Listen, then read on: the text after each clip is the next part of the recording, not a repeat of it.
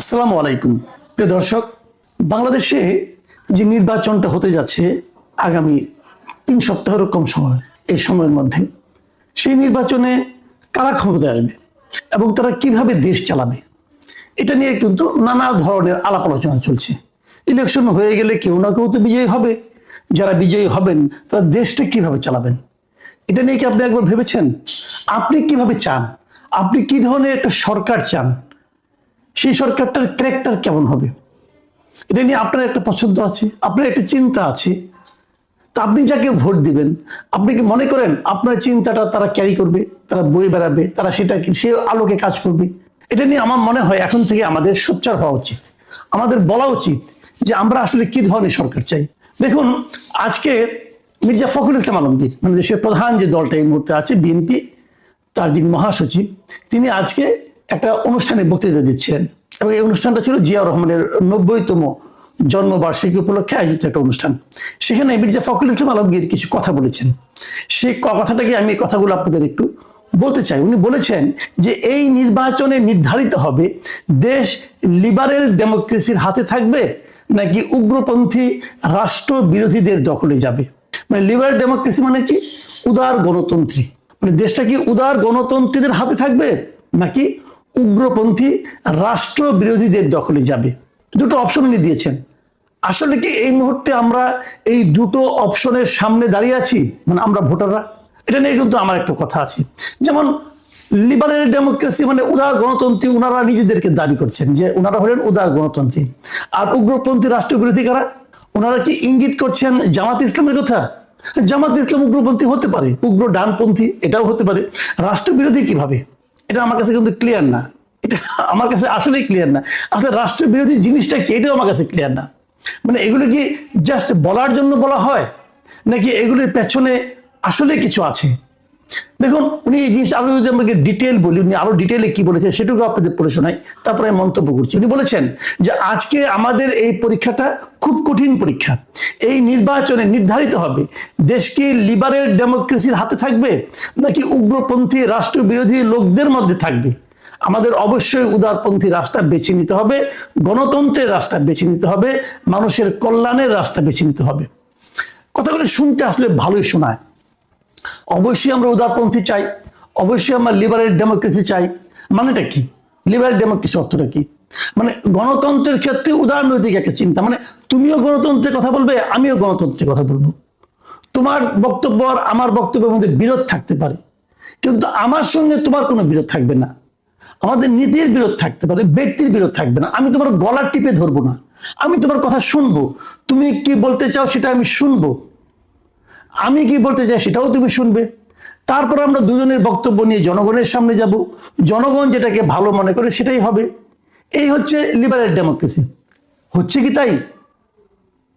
আমরা কি কারো গলা টিপে ধরছি না? আমরা কি কোনো কোনো পলিটিক্যাল পার্টিকে তাদের কার্যক্রম নিষিদ্ধ করছি না? আমরা কি কোনো কোনো পলিটিক্যাল পার্টিকে নির্বাচনের বাইরে রাখছি না? যাদেরকে বাইরে রাখা হচ্ছে, বাইরে রাখার যে প্রক্রিয়া, সেই প্রক্রিয়ায় কি বিএনপির সায় ছিল না? এই প্রশ্নগুলো যদি আপনি করেন তাহলে যে উত্তর পাবেন সেই উত্তর কি বিএনপির চরিত্রকে লিবারেল ডেমোক্রেসি পক্ষে বলে প্রমাণ করে? এই সমস্ত প্রশ্ন কিন্তু থাকবে। কিন্তু আমি এই নিউজটা সব থেকে এসেছি, আমি সেখান থেকে প্রথম আলো নিউজটা আমি একটু পড়লাম, পড়ে প্রথম আলোর আমি দুটো কমেন্ট পড়তে চাই। মানে প্রথম আলো এই রিপোর্টের নিচে বেশ অনেকে তো কমেন্ট করে, আমি দুটো কমেন্ট আপনাদেরকে পড়ে শোনাতে চাই। একটা কমেন্ট লিখেছে মোহাম্মদ সিরাজউদ্দিন। তিনি লিখেছেন, স্যার গো, আপনারা ক্ষমতায় আসেন, এতে আমার দ্বিমত নেই। দয়া করে বিদেশি নাগরিক ঋণ খেলাপিদের এমপি বানায়েন না। এরা দেশকে যেমন খাবে তেমনি বিএনপিকেও শেষ করবে। টাকার কাছে নীতিটাকে বিক্রি করিয়েন না। দেখেন, একজন লোক কিন্তু আত্মনাদের ভঙ্গিতে বলছেন যে স্যার গো, আপনারা আসেন, আমার কোনো আপত্তি নাই, কিন্তু দেশটাকে আপনারা বিদেশি নাগরিক এবং ঋণ খেলাপিদের এমপি বানায়েন নাই দেশে। কথাটা কেন বলছি? অলরেডি বিএনপির মধ্যে অনেক এমপি পদপ্রার্থী যাদের বিএনপি মনোনয়ন দিয়েছে, এদের মধ্যে ঋণ খেলাপি আছে অনেকেই, যাদের বাতিল হয়েছে, তারা আবার নানাভাবে ক্যারিকেচার করছে, এরকম তো আছে। আবার কেউ কেউ বিদেশি নাগরিক, এটাও আছে। আপনি বিদেশি নাগরিকদেরকে দিচ্ছে, এটা তো আমাদের আইনে নাই রে ভাই। আপনি আইন চেঞ্জ করেন, তারপরে আনেন। নীতিগতভাবে আমি দ্বৈত নাগরিক যারা আছেন তাদের কোনো এমপি অথবা মন্ত্রী হওয়ার পক্ষে না, এটা আমার ব্যক্তিগত মতামত। আমি মনে করি নীতি নির্ধারণী কোনো ক্ষেত্রে তাদের অবস্থান থাকা উচিত না, এটা আমি মনে করি। তারা আছেন, বিদেশে আছেন, টাকা পাঠান আমাদেরকে সেবা দেন, আমাদেরকে পরামর্শ দেন, সব শুনতে রাজি আছি। কিন্তু আপনারা কোনো দায়িত্ব থাকলে যেটা হয়, এই দেখেন সমস্ত মন্ত্রীরা আওয়ামী লীগের টাকা পয়সা লুটপাট করে পালিয়ে গেছে, তাদেরকে আপনি ধরতে পারছেন না কেন? কারণ তারা বিদেশের নাগরিক, তো ওই দেশে আরাম আয়েসে থাকবে। এইটা থাকা, লুটপাট করে যেন কোথাও যাওয়ার সুযোগ না থাকে এরকম ব্যবস্থা করেন। যার নাকি যাওয়ার সুযোগ নাই, সে লুটপাট করতে 5 বার চিন্তা করবে, আমাকে তো দেশেই থাকতে হবে, সেরকম থাকা উচিত। যে কারণে ওনার কিন্তু আতঙ্ক, এই যে মোহাম্মদ সিরাজউদ্দিন সাহেব, ওনার আতঙ্ক কিন্তু এটাই যে আপনারা এটা করেন না, কিন্তু আপনি এটা করতেছেন। আবার দেখেন আরেকজন মন্তব্য করছেন, DH শরীফ, তিনি বলেছেন আবার রাজনীতি। উনি শুধুমাত্র রাজনীতির প্রেক্ষিতে কথাটা বলেছেন, অথচ উনি যাদেরকে ইশারা করে এই শব্দটি ব্যবহার করেছেন তাদের কিছু অংশ ওনাদের সাথেও আছে। এটা কিন্তু আমি মনে করি বিএনপির জন্য একটা আই ওপেনার কমেন্ট। উনি বলতে চাচ্ছেন আপনি যাদেরকে ইঙ্গিত করছেন যে উগ্র রাজনীতি যারা করছে তাদের কিছু অংশ আপনাদের সঙ্গেও আছে। ভালোভাবে আশেপাশে তাকিয়ে দেখেন, হয়তো আপনার ছায়া হয়ে আছে, তাকিয়ে দেখুন। আমরা অনেককে চিনি, অনেকের সাথে সন্দেহ করি, আপনারা কেন করেন না? হয় কি কাছে থেকে দেখা যায় না? এটা করুন। কাজে দেখুন, আমি 2টো কমেন্ট পড়লাম, কিন্তু আরো অনেক কমেন্ট আছে, সেগুলো আপনারা পড়তে পারেন, নিজেরাও পড়েন, অন্যান্য পত্রিকাগুলিতে পড়েন। এবং আমি এই নেতাদেরকেও বলবো আপনারাও একটু দেখেন আপনাদের এই সমস্ত বক্তব্য সম্পর্কে সাধারণ মানুষ কি ভাবে, সাধারণ মানুষ কি বলে। এবার আমি আমার কথাটা বলে শেষ করতে চাই। দেখুন, আমি একটা কথা বলি, আপনার রাজনৈতিক মতাদর্শ কি হবে না হবে এটা নিয়ে বড় বড় কথা অনেকে অনেক কিছু বলতে পারে। বামপন্থার কথা বলতে পারে, ডানপন্থার কথা বলতে পারে, উগ্র বামপন্থী, উগ্র ডানপন্থী, মধ্যপন্থী, উদারনৈতিক পন্থী, অনেক রকম অ্যাডজেক্টিভ আছে। আমরা কয়টা বুঝি? এদেশের মানুষ কি বুঝতে চায় এগুলো? এদেশের মানুষ এগুলো শুনতে চায় না। আপনি উদারনৈতিক না কট্টরপন্থী, এদেশের মানুষের কিচ্ছু যায় আসে না। এদেশের মানুষের যায় আসে কি নিয়ে, যে আপনি কতটা দুর্নীতিবাজ, আমি এটা জানতে চাই।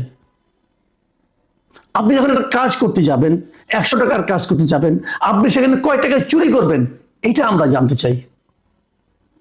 ভাই চোর চোর, চারদিকে চোর। আমি মাঝখানে একদিন মন খারাপ করে রাগ করে বলেছিলাম যে আমাদের সামনে নির্বাচন আসে একটা প্রহসনের মতো, আমাদেরকে দায়িত্ব দেওয়া হয় যে এতগুলি চোরের মধ্যে তুমি কোন চোরটাকে বেছে নিবে।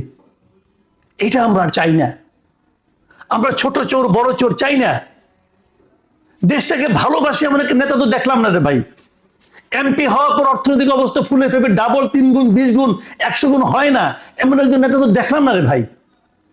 এমন একজন এমপি আমরা চাই যিনি এমপি হওয়ার পর তার সহায় সম্পদ 20-30 গুণ হয়ে যায় না। হয়নি। আওয়ামী লীগ আমরা তো এই জন্য ডুবছে। আওয়ামী লীগ দুর্নীতিটা কন্ট্রোল করতে পারতো, দেশটা অনেক দূরে এগিয়ে যেত। আওয়ামী লীগ অনেক কাজ করেছে, অস্বীকার করার কোনো উপায় নাই রে ভাই। পদ্মা সেতু করেছে, এটা বড় কাজ, কিন্তু আমাদের আপত্তিটা কোথায় ছিল? পদ্মা সেতু কাজটা করতে যদি 20 টাকা লাগতো, সেখানে খরচ দেখানো হয়েছে 50 টাকা, 30 টাকায় মেরে দিয়েছে এই চোরের দল। আমরা এই চোরিটা চাই না, এই চোরির হাত থেকে বাঁচতে চাই। অভিযোগ তো অনেক কিছু আছে, আমি একটা এক্সাম্পল দিয়ে বলি, আমি বিএনপির নেতৃবৃন্দকেই বলি ভাই। এই যে এস আলম, এদেশের সবচেয়ে বড় লুটপাটকারী ছিল এস আলম। ব্যাংকগুলোকে পর্যন্ত চুরি করে ফেলেছে, ব্যাংকগুলোকে লুটপাট করে নিয়ে গেছে। এই এস আলমের বিরুদ্ধে যখন ডেইলি স্টার একটা নিউজ করলো যে এস আলম কোথায় কোথায় কিভাবে সম্পদ বানিয়েছে, করেছিল না? করেছিল। সরকার নিজে সেটাকে থামিয়েছে, তদন্ত হতে দেয়নি, আদালতকে ব্যবহার করেছে। আদালত বলেছে তদন্ত হবে না নির্বাচনের আগ পর্যন্ত। আদালত বলেছে, অবিশ্বাস্য ঘটনা। আদালতে যেখানে বলা উচিত ছিল যে 7 দিনের মধ্যে তদন্ত শেষ করো, আদালত বলে তদন্তই করা যাবে না, বলেছে আদালত। এই দেশের আদালত সরকার এভাবে করেছে। তখন একটা কথা আমি বলি, ওই সময়ের পত্রপত্রিকা এগুলি ঘেটে দেখেন, এস আলমের বিরুদ্ধে কি বিএনপি একটা বিবৃতিও দিয়েছে? একটা দেয়নি। কেন দেয়নি? বলা হয়ে থাকে এস আলমের টাকা বিএনপির নেতারাও পেয়েছে, বলা হয়ে থাকে। তাহলে আমরা কার পেছনে যাব? আমরা কাকে বিশ্বাস করব? আমি বিএনপি নেতাদেরকে জিজ্ঞাসা করছি, বুকে হাত দিয়ে বলুন, এস আলমের টাকা পয়সা আপনারা পাননি? নিশ্চয়ই পেয়েছেন। তাহলে একটা বিবৃতি দিলেন না কেন তখন এস আলমের বিরুদ্ধে? কেন দেননি বলেন? দেশকে লুটপাট করে ফোকলা বানিয়ে দিচ্ছে, তার ব্যাপারে আপনারা কোনো কথা বলেন নাই কেন? আমাদের সালাউদ্দিন সাহেব এয়ারপোর্ট থেকে নেমে এস আলমের গাড়িতে করে যায় নাই?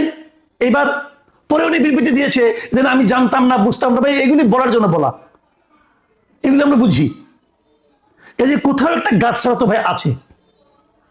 আমাদের প্রধান বক্তব্য, উদারনৈতিক বুঝি না, কট্টরপন্থী বুঝি না, দেশপ্রেমটা বুঝি। কে দেশকে ভালোবাসে, কে দুর্নীতিটা কম করে। দেশের একটা ব্রিজ বানাতে বলা হয়েছে, এটা চুরি যে করে তার কিন্তু ব্রিজটা ভেঙে ফেলার ইচ্ছা আছে, এই ব্রিজে অ্যাক্সিডেন্ট হবে, সে দেশপ্রেমিক না।